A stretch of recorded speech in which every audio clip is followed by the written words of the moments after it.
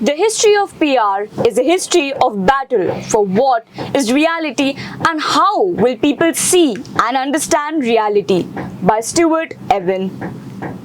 Hello and welcome to the fresh new episode of Students' Time, your weekly update on what is happening in the field of education, politics, economics, business, entertainment, science, technology, research and innovation. I am Stuti Bhatt and this week we have a special episode on PR and communication.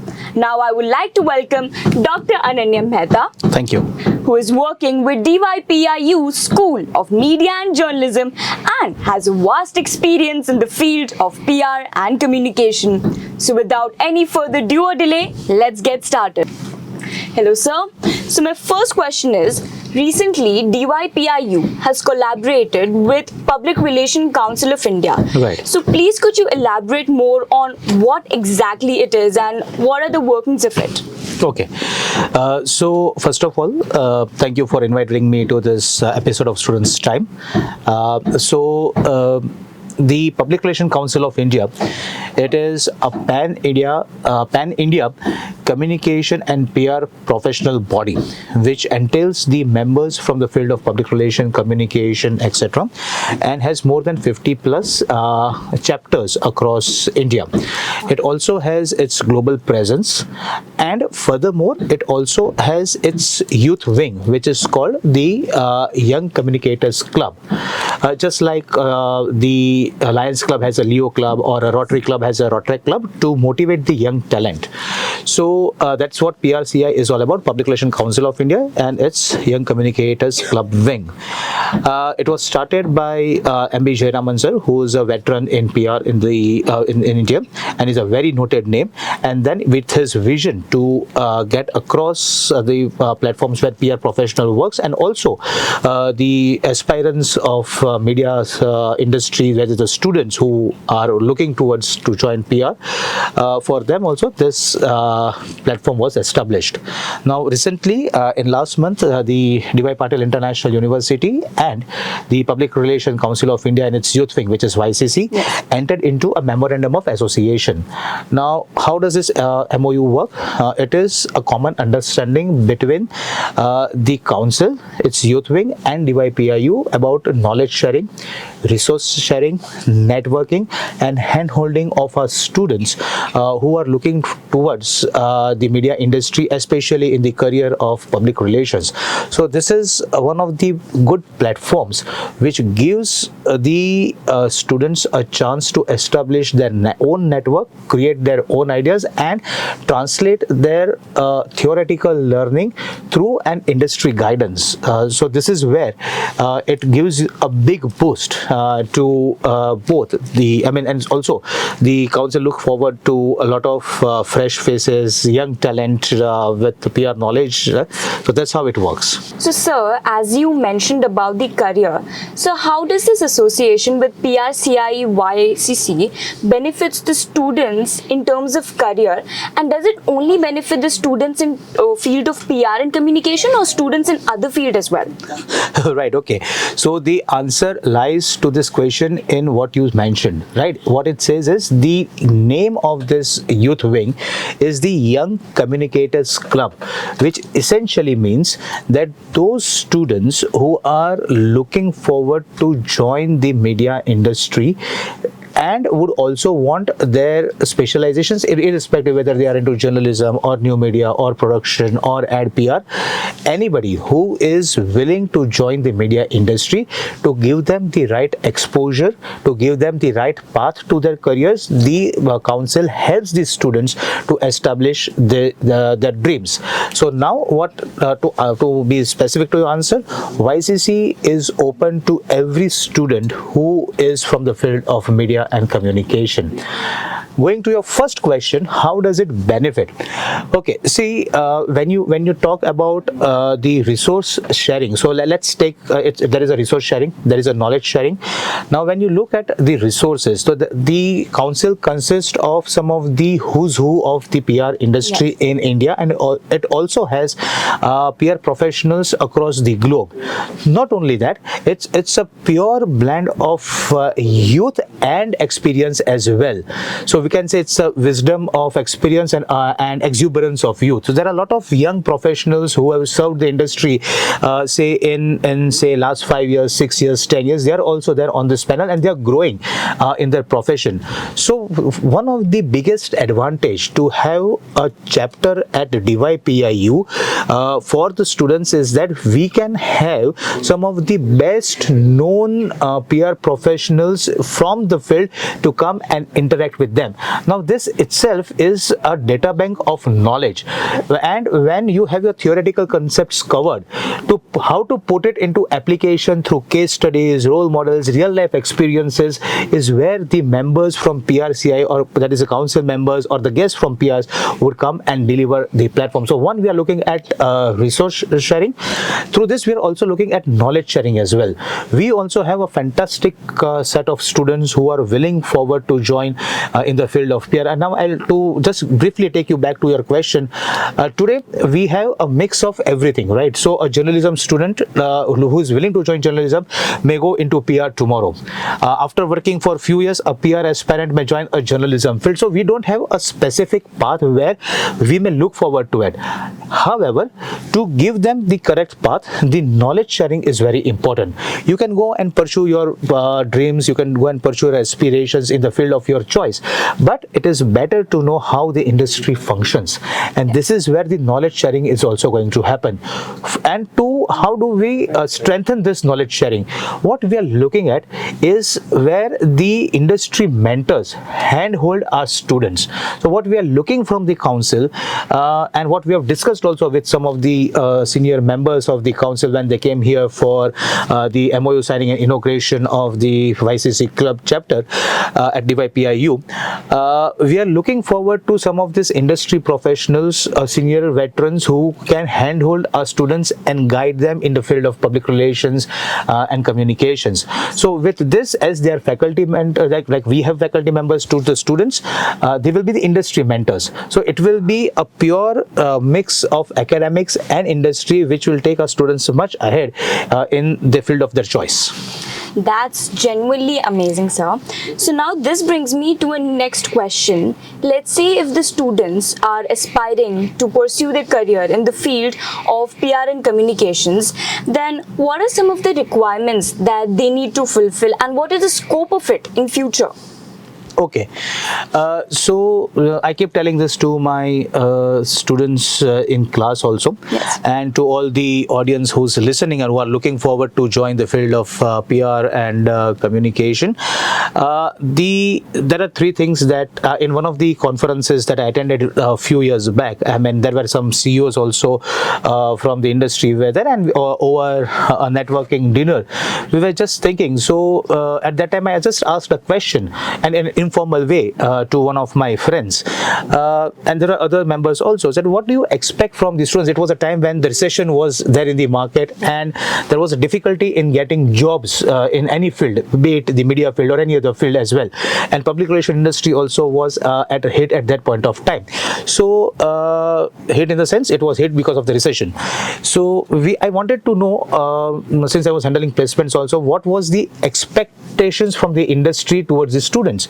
Is it though and they mentioned this, that although the Indian economy is expected to sail through, and we would come back to our normal, and when we come back to our normal, we'll start hiring.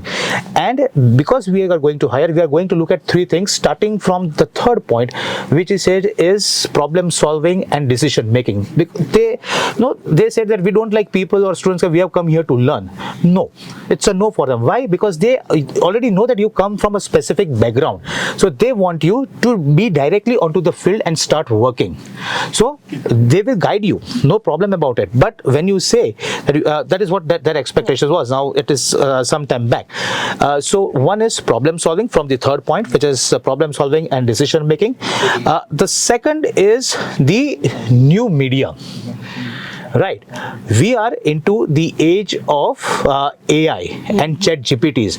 This conversation happened when around some 8 or 10 years back, when we are just entering into the mode and when we are getting things used to, say, Facebook and other social media platforms and on those things. So that is at that point of time, see how futuristic people are. Exactly. I mean, yeah, they're saying that the world of PR is also going to get embedded into technology, right? So AI and chat GPT was not there at the time, but they were futuristic in that trend. Today what we are looking at is that chat GPT, artificial intelligence, and this new media have converged onto one platform. So existingly, when you already have the traditional practices and concepts of PR, right, it has moved on to almost a new medium. So that was the second point. We'll possibly, if we had time, we will talk in later stage. And the first thing and the top priority is write. If you want to be in the field of media and communication, irrespective of your choice of specialization, you need to write. And unless you write, you will not be able to succeed. That's so true, sir. And as you mentioned the AI, so how do you think AI will affect the future of public relations? Will affect the public relations? Oh, let me give you, let's take it in a very positive way. We recently, just 2 months back, we had a Young Communicators Cup conclave at Kerala, and one of these sub-themes was, will artificial intelligence take over human intelligence? Now, let's not get into the debate of what is and how it is going to happen, whereas human intelligence has its own state and it has come. Artificial intelligence is at this juncture is ruling the industry.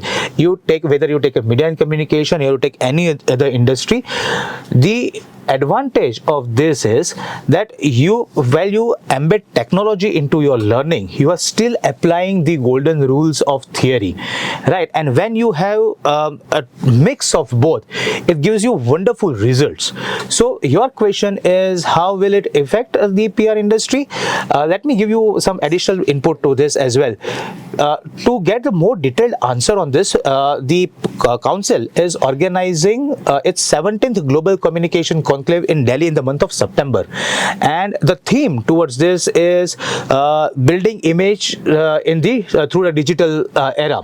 And this is where we are going to discuss a lot of artificial intelligence and what is the future of the industry, where would the students get an opportunities, what are the scopes that lies with it, whether it will hamper, benefit or so. So a lot of brainstorming and pathfinding ways are going to be discussed in that conference or the conclave. So looking forward to it, and I think to be just precisely answering, AI is embedded everywhere, and so PR also, the industry PR is also going through that phase. That's very amazing, sir. And now this brings me to my last question, that is, how do you think, why would you recommend any aspiring PR professionals to get trained in DYPIU? Oh, okay. You mean to say the admission, right? Yes, specifically. Okay. See, if you see the education sector, right? Not many universities and college do offer bachelor's course at in the field of media and communication. Yes. At DYPIU, we have a School of Media and Journalism.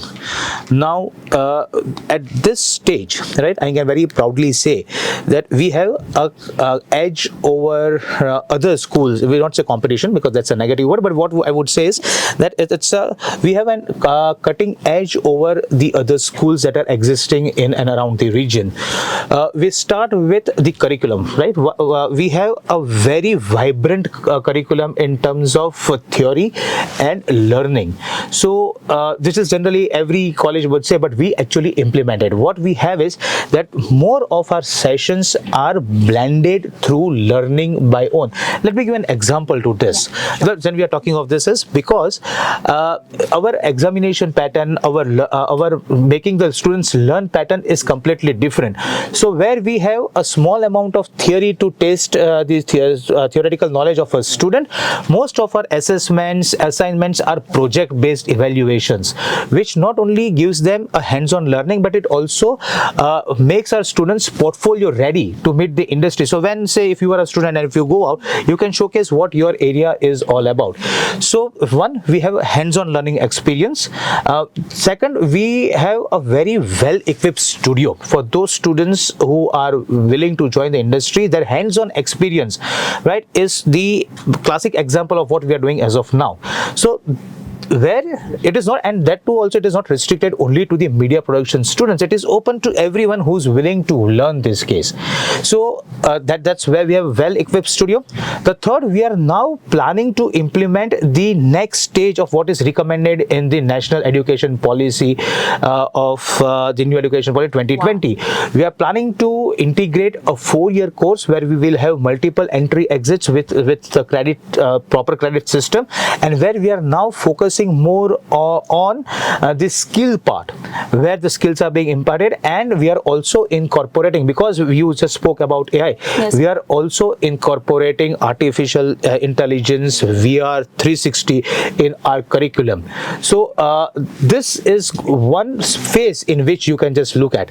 Point number 2, we have a fantastic set of MOUs with the other universities, other plans which are in pipeline. Point number 3, our students do participate in lot of cultural festivals abroad, outside, and just to mention, recently we also, because of this chapter, a couple of our students won the national award with PRCI, the Kautilya Award, Young Communicators Club Award. So all these are motivations to the students, and rest to make it precise, right, we have good time, we have a lot of learning which is embedded through by experiential mode. Now this is where you have an edge. To mention other points, we have projects. Now these projects are a part of curriculum, like in industry or internship is also there at every stage, starting from slightly senior stage of semester 3 and 4. The project is an embedded learning system of our curriculum. So by the time you brush up your theory skills, you are also ready for industry requirements. This is one which we do claim to be our USP. This definitely provides motivation for joining DYPIU. Thank you very much for this, sir. Thank you so much. So this is it for today. Hope you had an amazing time. And once again, I would like to thank Dr. Ananya Mehta. Thank you For gracing us with his presence. Do tell us how you like our program, and you can also send your feedback and suggestions on our email. Our email ID is studentstime@dypiu.ac.in. As promised, we will be back with fresh news stories again next week. Till then, stay tuned and think scientifically.